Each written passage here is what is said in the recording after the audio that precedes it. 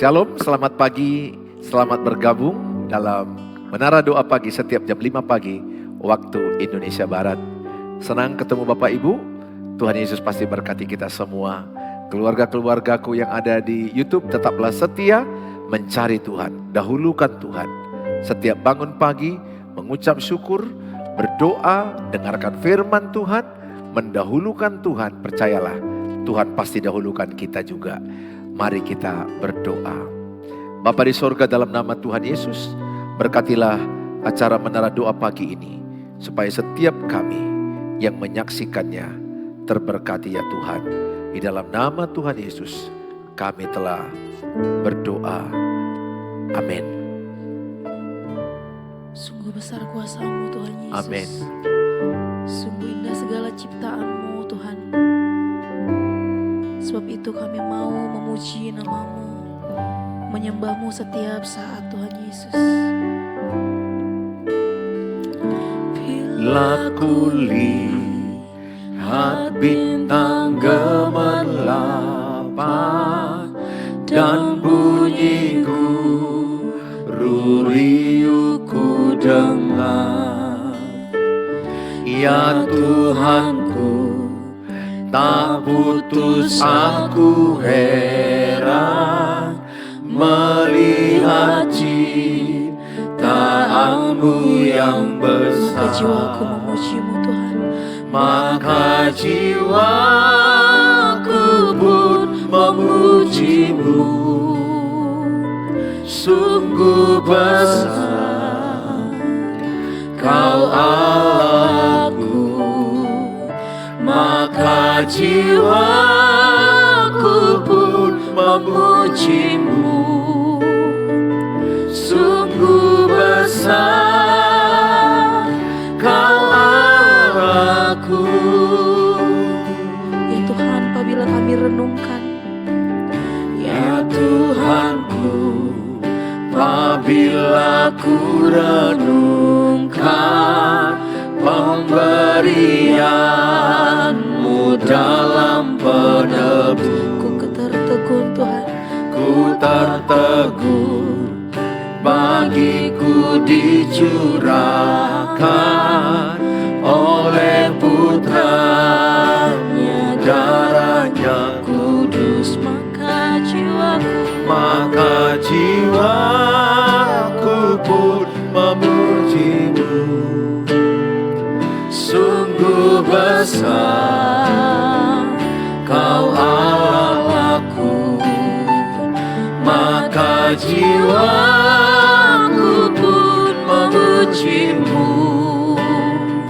Sungguh besar Kau Allahku, maka jiwaku pun memuji-Mu. Sungguh besar Kau Allahku, maka jiwaku pun memuji-Mu. Sungguh besar sekali lagi Allahku, nyatakan maka jiwaku pun memuji-Mu. Sungguh besar Kau Allahku, maka jiwaku pun memuji-Mu. Sungguh besar Kau Allahku, sungguh besar, sungguh besar Kau Allahku, sungguh besar, sungguh besar Kau Allahku. Sebab kami rindu bermazmur Amin, Tuhan. bagi-Mu Tuhan Yesus. Amin. Kerinduan kami, biarlah pujian kami Tuhan Amin. manis, Engkau dengar ya Bapa. Ya Tuhan. Terima kasih Tuhan Yesus. Ya Tuhanku,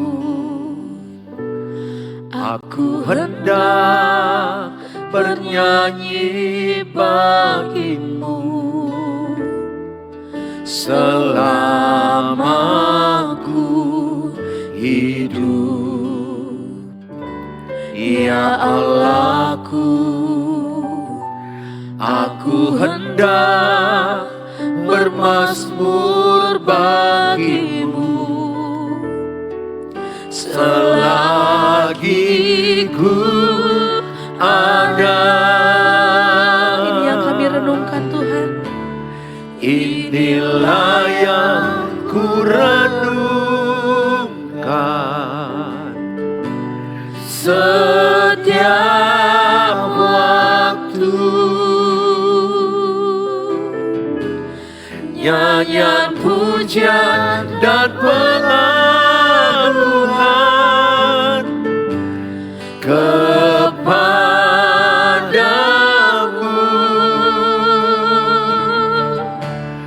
Biarlah manis kau dengar Tuhan, manis kau dengar Tuhan, dan hatiku bersuka karenamu. Sekali lagi sama-sama kita katakan dari awal. Ya Tuhanku, aku hendak bernyanyi bagimu selama ku hidup. ya Allahku, Ya Allahku, aku hendak bermazmur bagimu selagi ku ada. Inilah yang ku renungkan setiap waktu. Nyanyian pujian dan pengagungan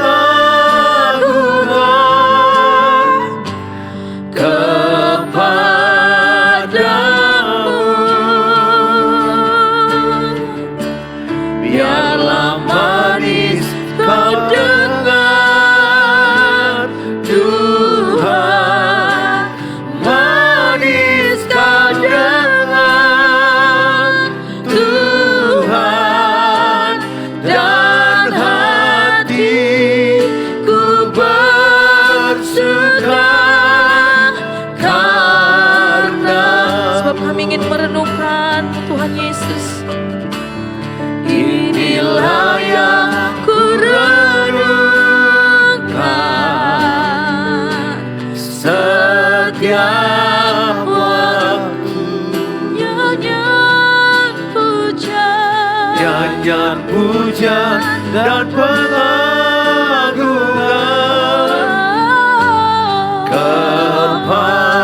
kepadamu.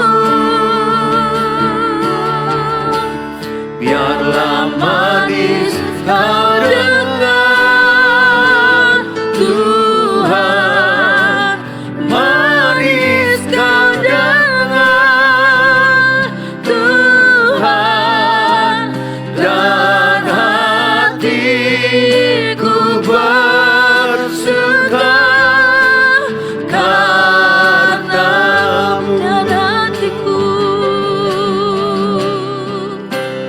Dan hatiku bersuka, dan hatiku bersuka, dan hatiku bersuka karenamu. Mari sembah Tuhan. ku bersuka, Hati kami bersuka di dalam Tuhan. Kau sungguh Engkaulah sumber sukacita kami.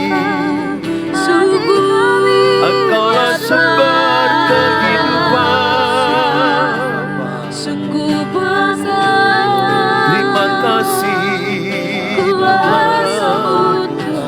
Kami bersyukur buat pagi hari ini.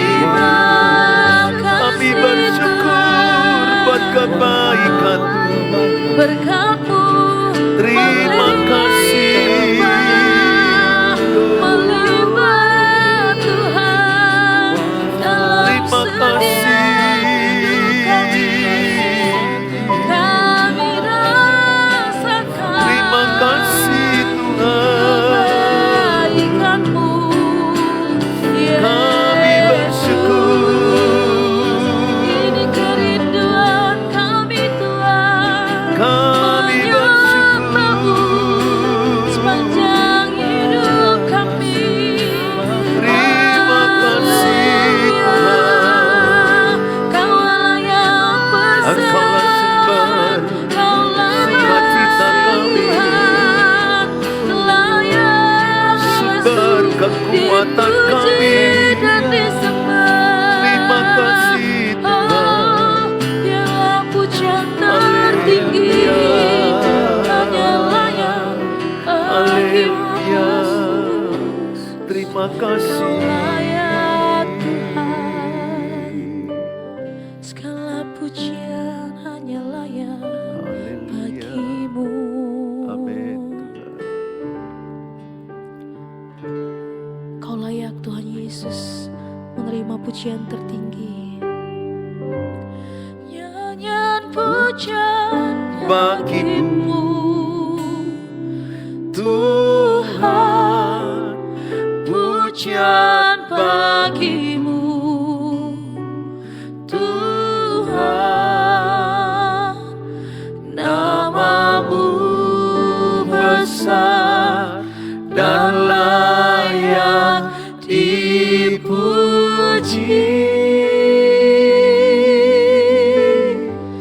Nyanyian pujian bagimu, Tuhan. Pujian bagimu, Tuhan.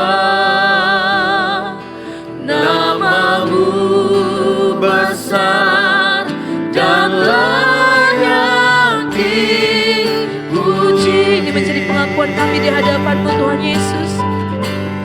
Nyanyian pujian bagimu, Tuhan. Pujian bagimu, Tuhan. Namamu besar dan layak dipuji. Nyanyian pujian bagimu, Nyanyian pujian bagimu, hanya bagimu Tuhan. Pujian bagimu, Tuhan. Namamu besar dan layak dipuji. Sebab namamu besar dan layak dipuji. Namamu besar dan layak dipuji. Mari kita berdoa. Bapa di sorga, dalam nama Tuhan Yesus, namamu layak dipuji, disembah. Terima kasih buat pagi hari ini. Terima kasih buat kehidupan yang Kau berikan. Terima kasih berkat baru, sukacita baru, kemenangan baru, harapan baru, teman baru. Terima kasih. Tuhan berkati setiap anak-anak-Mu yang mengikuti menara doa pagi ini. Dimanapun berada, Tuhan berkati mereka. Yang lemah Tuhan kuatkan. Yang sakit Tuhan sembuhkan. Yang susah Tuhan hiburkan. Yang miskin Tuhan perkaya. Mereka yang sedang berjuang dalam sakit penyakit, Tuhan yang menolong. Terima kasih Tuhan Yesus. Di dalam nama Tuhan Yesus kami berdoa. Amin. Amin. Shalom Bapak Ibu yang saya kasihi. Pada pagi hari ini kita akan belajar dengan tema menjadi berkat bagi keluarga. Penting sekali kita menjadi berkat bagi keluarga.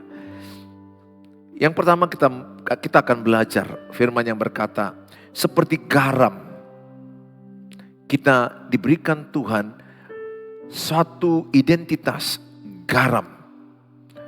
Garam dunia, garam dalam keluarga, terang dunia, terang dalam keluarga. Seperti garam memberkati lewat pengaruh. Kita ini garam dalam keluarga. Tulis dalam kolom, saya membawa pengaruh yang baik dalam keluarga. Tulis dalam kolom, saya membawa pengaruh yang baik dalam keluarga. Percaya bahwa hidup manusia ini adalah mempengaruhi. Dan kita pun cenderung dipengaruhi. Contoh, siapa di sini ibu dan bapak yang pernah melihat, katakanlah jualan sarapan pagi, ada nasi gurih, ada lontong. Terus kita lihat orang rame makan dan antri untuk membelinya. Kita lewat, kita terpikir untuk ikut membeli satu waktu. Kenapa? Karena kita terpengaruh dengan melihat orang rame di satu restoran atau di kedai. Kita mau, oh ada apa? Hidup ini pengaruh. Pernahkah saudara juga di lift atau di mall, di pesta, jumpa orang kurang kenal atau tidak kenal. Kemudian dia memberikan signal senyum dari jauh menatap kita. Dan senyum seperti ini. Dan ketika senyum itu ibu lihat, bukankah ibu membalas dengan senyum? Nah, itu kita jadi pengaruh juga ikut senyum.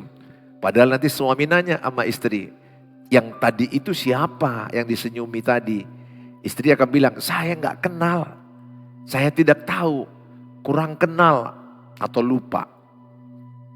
Tapi karena dia memberikan pengaruh, senyum, kita balas dengan senyum. Ibu, bapak, sadarilah, manusia itu sangat terpengaruh.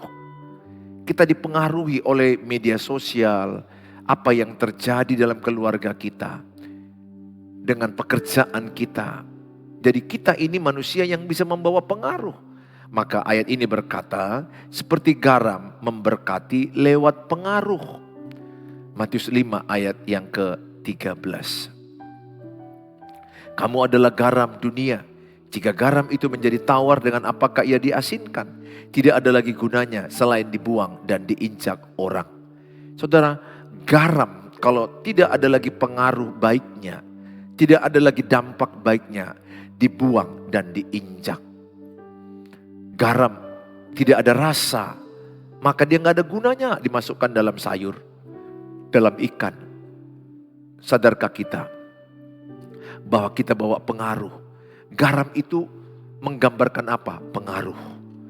Dia melarut dalam air itu dan dia menyatu dengan air itu, memberi rasa kepada sayur, memberi rasa kepada mie yang kita masak, memberi rasa kepada ikan.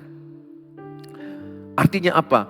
Kita ini garam dunia. Dimanapun saya diletakkan, saya harus sadar, saya garam dunia. Saya memberi pengaruh yang baik. Saya membawa pengaruh kerajaan Allah ke dunia ini. Dunia ini, kerajaan dunia ini gelap. Tapi Tuhan membawa kita menjadi garam dunia, terang dunia. Bawalah pengaruh yang baik dalam keluargamu. Bawalah pengaruh yang baik dalam keluargamu. Dimulai dari mana? Dimulai dari mementingkan orang lain lebih dahulu. Kalau saya sebagai ayah, saya mementingkan anak-anakku lebih dahulu. Saya sebagai suami, mementingkan kebutuhan istriku lebih dahulu. Jadi mengutamakan orang lain lebih dahulu. Filipi pasal yang kedua, ayat 3-4 dikatakan, dengan tidak mencari kepentingan sendiri atau puji-pujian yang sia-sia. Sebaliknya hendaklah dengan rendah hati, yang seorang menganggap yang lain lebih utama daripada dirinya sendiri. Ayat 4, Filipi 2. Dan janganlah tiap-tiap orang hanya memperhatikan kepentingannya sendiri, tetapi kepentingan orang lain juga. Suratan Rasul Paulus kepada jemaat Filipi, supaya kita belajar mendahulukan kepentingan orang lain. Supaya kita belajar mementingkan kepentingan orang lain. Katakanlah mungkin kita belum mampu mendahulukan, tetapi paling tidak kita berpikir kepentingan orang lain. Kita belajar kalau bisa mendahulukan orang lain itu sangat luar biasa. Tapi kita juga harus paling tidak mementingkan kepentingan orang lain juga. Saya sebagai ayah, saya harus memikirkan kepentingan anak-anakku, kepentingan istriku. Dan saya harus belajar juga mendahulukan kepentingan anak-anakku, mendahulukan kepentingan istriku. Demikian juga istri mendahulukan kepentingan suami, mendahulukan kepentingan anak-anak. Bukankah akar masalah dalam keluarga kacau? Yakobus 3:16. Kenapa keluarga kacau? Di situ ada egois, mementingkan diri sendiri. Di situ ada iri hati. Sehingga keluarga yang kuat dengan egoisnya, yang kuat mementingkan diri sendirinya, pasti kacau. Makanya kalau anak-anakmu pacaran, suruh dia cari pacar dari cara calon pacarnya atau calon pasangannya itu memperlakukan dia. Kelihatan apakah dia orang egois atau orang yang mementingkan kepentingan pacarnya. Kalau seorang yang egois dinikahi, mati dalam keluarga. Hancur, kacau. Karena kolaborasi suami istri ini rentan dengan benturan-benturan. Tapi ketika yang satu belajar mendengarkan pasangannya, mendahulukan kepentingan pasangannya. Demikian juga yang satu mendengarkan dan mendahulukan kepentingan pasangannya. Maka keluarga itu akan rukun damai. Saya mengalami keluarga yang babak belur, bertengkar habis. Kenapa? Karena saya egois, istri saya egois. Letih dalam pernikahan, berujung mau minta cerai. Tapi saya katakan sama saudara, akar kami itu apa dulu? Egois saya. Maka ketika anak kecilku dulu yang paling kecil minta supaya kami jangan bertengkar lagi. Sambil nangis di satu tempat di mana ketika kami liburan. Meminta supaya saya dan istri saya jangan lagi bertengkar. Saya peluk anak saya karena anak saya begitu ketakutan melihat kami kalau bertengkar. Dan saya berjanji sama Tuhan bertahun-tahun lalu bahwa saya tidak akan pernah bertengkar dengan istriku. Terus saya berdoa sama Tuhan, saya tanya, Tuhan bagaimana caranya supaya aku gak bertengkar dengan istriku, makhluk halus ini. Maksudku adalah perasaan istriku halus, sensitif, kadang baper, tiba-tiba marah, tiba-tiba diam. Gak mudah. Bagi kami seorang laki-laki gak mudah bersatu dengan seorang wanita. Karena bahasanya beda. Satu bahasa perasaan, satu bahasa logika. Suami bilang, pikir dong. Istri bilang, pakai perasaan kau. Kita mempersatukan yang tidak mudah. Banyak perbedaan dalam bahasa, dalam bekerja, dalam kehidupan sehari-hari. Tetapi ketika aku diajarkan Tuhan, kalau engkau mau rumah tanggamu rukun damai, kalau engkau memang bertekad tidak ada pertengkaran dalam suami istri, satu aja kata Tuhan, matikan egoisme. Itu aja, Tuhan bicara jelas di hati saya. Tentu bukan bicara audible ya, dia bicara berbisik di hati saya. Ketika saya nangis dan saya berdoa, Tuhan kasih ayat itu Yakobus 3:16. Akar kekacauan dalam pernikahan, akar kekacauan dalam keluarga, dalam pekerjaan, dalam organisasi. Ketika ada yang egois, ketika ada yang iri hati. Ini kerinduan saya sebagai seorang suami. Saya bilang, Tuhan, kumatikan egoisku, kumatikan kesombonganku. Amsal 13 ayat 10 dikatakan bahwa keangkuhan akan menimbulkan pertengkaran. Jadi orang yang bertengkar itu orang sombong, orang angkuh. Matius 11 ayat 29, orang yang rendah hati akan tenang. Jadi ciri orang yang rendah hati tenang menghadapi masalah. Tenang meresponi persoalan, itu orang rendah hati. Ciri orang sombong ketika ada persoalan berteriak, ngamuk-ngamuk, marah-marah. Atau sebaliknya diam. Diam itu juga toksik, racun, silent is toxic. Saudara, sejak kumatikan egoisku, dalam nama Tuhan Yesus, kumatikan egoisku. Aku mau melihat pernikahanku rukun. Aku mau melihat anak-anakku sembuh dari luka-luka yang kami lakukan ketika kami bertengkar suami istri. Tuhan mampukan saya, tidak sempurna saya, tapi saya diberikan kekuatan untuk saya matikan egois. Sehingga kalau istri saya emosinya kurang stabil, saya bisa membantu dia untuk stabil. Ternyata tidak terlalu sulit. Dulu kalau dia marahi saya lawan marah.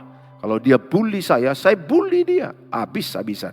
Kami akibatnya saling menyerang. Sekarang tidak. Ya, yang namanya wanita ini kan emosionalnya nggak stabil ya. Kenapa? Pikirannya lebih banyak. Jelas, wanita itu multitasking. Dalam satu waktu memikirkan banyak hal. Dia memikirkan tagihan listrik, air, cicilan sepeda motor, rumah, makan apa besok, uang sekolah anak-anak, baju anak-anak, seragam anak-anak, mertua, rame pikirannya. Kalau laki-laki tidak, semuanya dia sederhana. Memikirkan gampang itu, sederhana, mudah itu. Nah, makhluk sederhana menikah dengan makhluk rumit, nggak mudah. Wanita itu rumit. Kenapa? Karena memang dia memikirkan semua. Belum lagi wanita itu hormonnya bergejolak.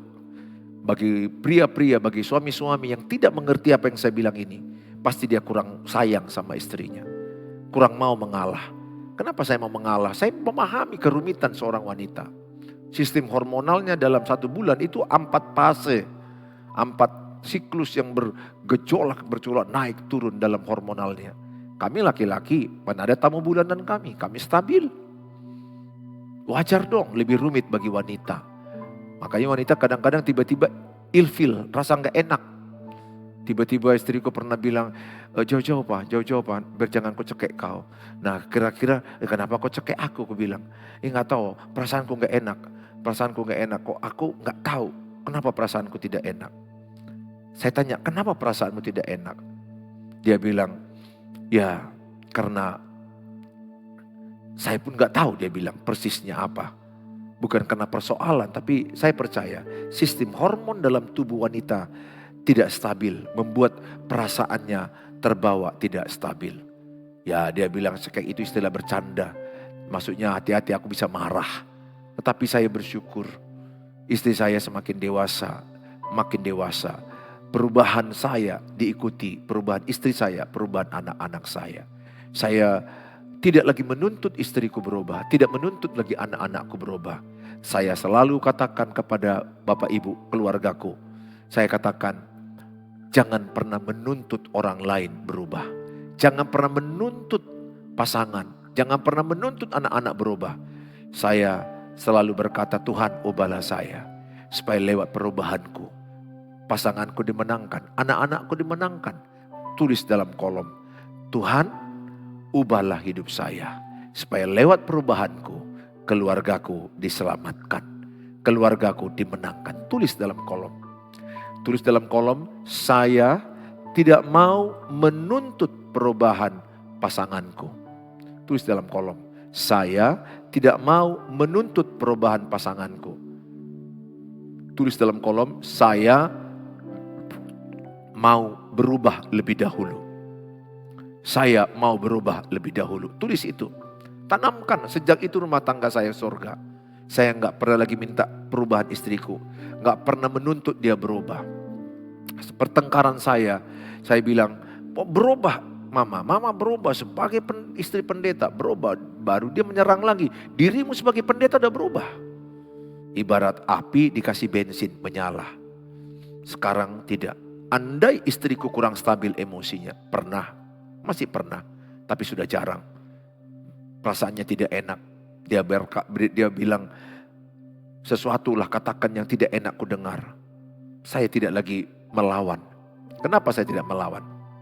Karena saya mengasihi istriku, menyayangi istriku. Dan aku menolong dia untuk stabil emosi dia.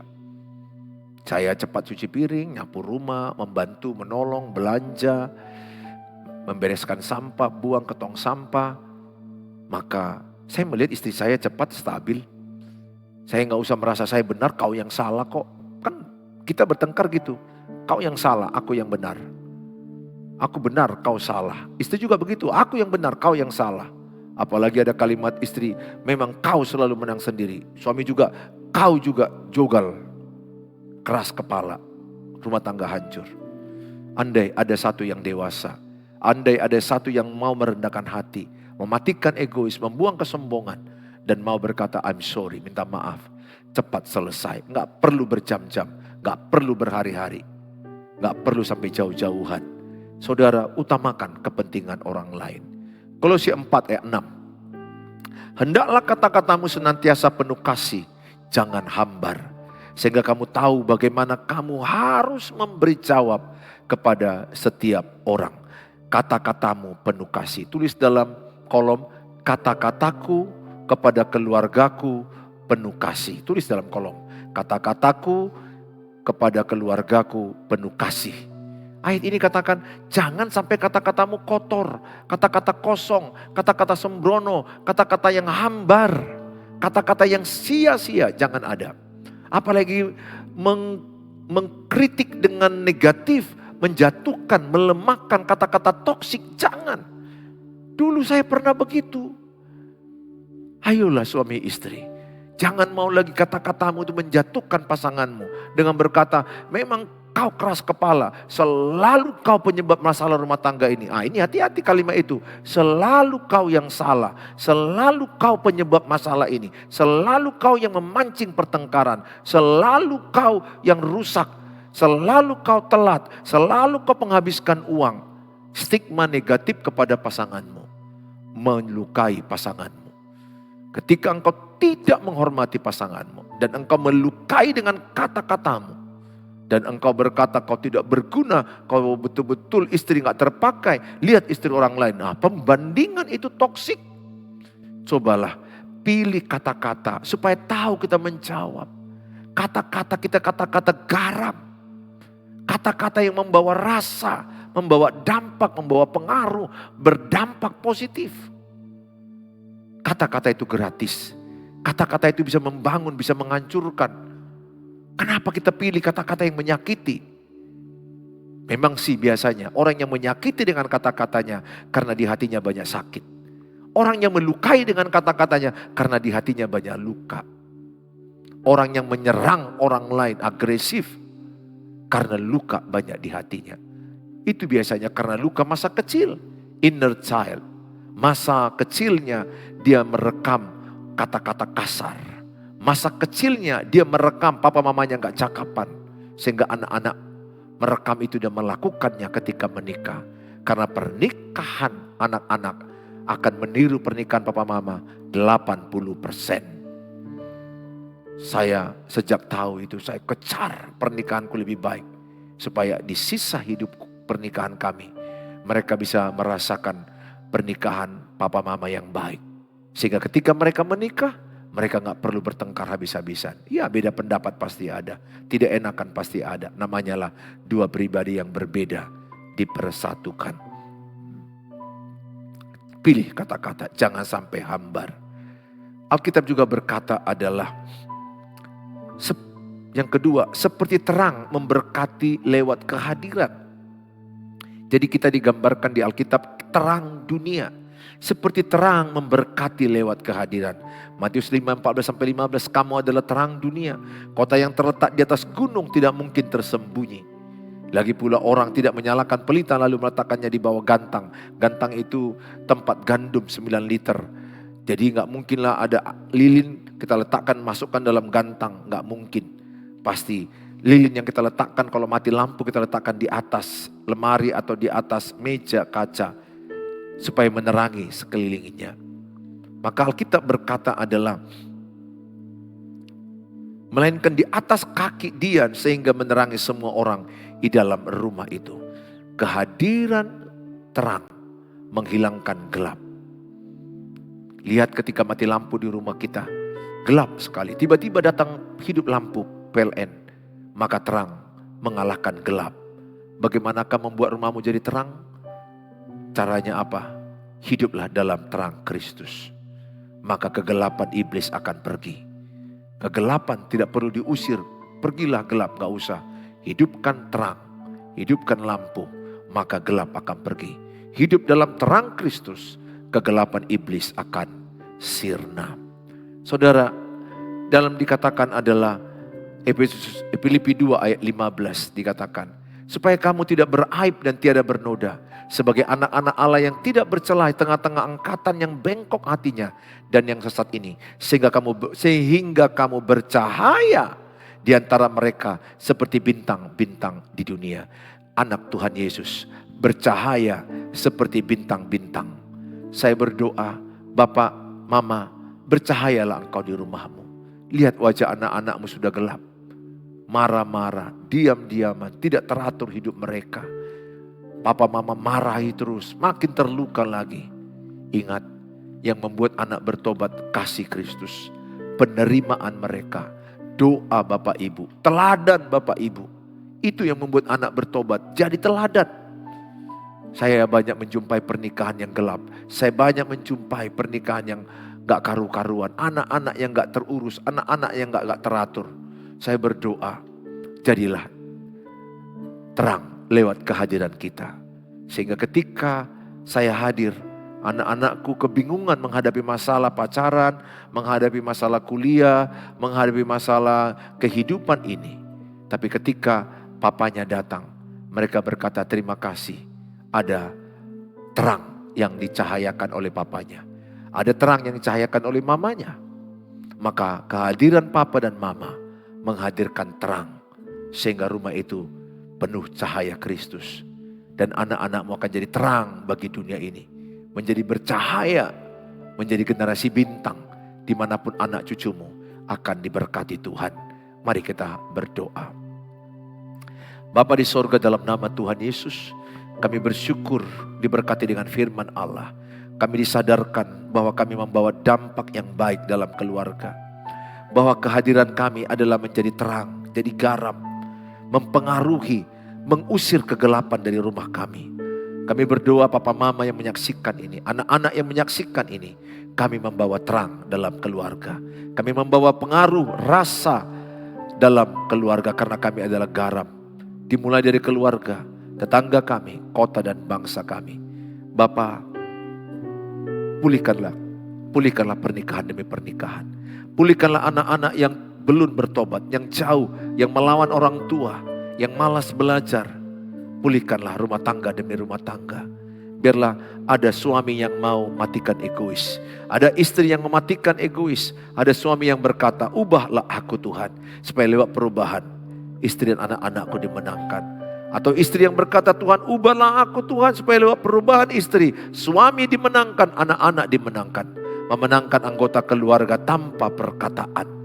Karena kalau dengan perkataan, yang ada pertengkaran, yang ada amarah. Hamba mau berdoa, setiap mereka yang datang pada hari ini, yang menyaksikan tayangan ini, berkatilah, pulihkanlah. Mereka yang sakit, hamba mau berdoa, biarlah kiranya tangan kanan mereka meletakkan ke bagian tubuh yang sakit. Di dalam nama Tuhan Yesus, sakit penyakit, sembuhlah. Terimalah mujizat Tuhan, terimalah kuasa Tuhan, terimalah pertolongan Tuhan dalam nama Tuhan Yesus. Ada kesembuhan, ada mujizat. Urapilah obat-obat yang mereka makan. Urapilah dokter. Kuatkanlah iman mereka, semangat mereka percaya ada Tuhan penyembuh. Berkati mereka yang mengalami kesusahan keuangan, berkati pekerjaan, usaha, jualan mereka. Mereka yang membutuhkan jual rumah, jual tanah untuk kebutuhan mereka, tolong mereka Tuhan supaya ada pembeli. Mereka yang membutuhkan jodoh, membutuhkan pekerjaan, membutuhkan keturunan, Tuhan yang menjawab setiap kebutuhan anak-anakmu. Terima kasih Bapa, dalam nama Tuhan Yesus kami berdoa. Mari kita ucapkan doa Bapa kami. Bapa kami yang di sorga, dikuduskanlah namamu, datanglah kerajaanmu, jadilah kehendakmu di bumi seperti di sorga. Berikanlah kami pada hari ini makanan kami yang cukupnya, dan ampunilah kami akan kesalahan kami, seperti kami juga mengampuni orang yang bersalah pada kami. Dan janganlah bawa kami ke dalam pencobaan, tapi lepaskanlah kami daripada yang jahat. Karena Engkau yang punya kerajaan dan kuasa dan kemuliaan sampai selama-lamanya. Amin. Bawalah berkat damai, sejahtera, dan cinta kasih dari Tuhan Yesus, damai dari Allah Bapa, dan berkat pertolongan penghiburan dari Allah Roh Kudus memberkati kita, menolong, menghiburkan, menguatkan kita saat ini sampai selama-lamanya. Dalam Tuhan Yesus kami berdoa. Amin. Amin. Salam Bapak Ibu, sampai jumpa di waktu yang akan datang. Kalau Bapak Ibu terberkati dengan tayangan ini, bagilah link ini kepada banyak orang. Dengan demikian, Ibu Bapak sudah terlibat dalam pemberitaan firman Allah. Bapak Ibu yang rindu konseling atau rindu renungan harian singkat dari saya, chat saya di 0811 63 7347. No call, but only chat. Karena waktu saya sudah sangat padat. Dan Bapak Ibu yang terberkati dan ingin menabur, mendukung pelayanan ini, saudara bisa menabur di rekening yang ada. Tuhan Yesus memberkati kita. Sampai ketemu besok pagi. Tuhan Yesus memberkati semua. Bapak Ibu, selamat bekerja. Shalom.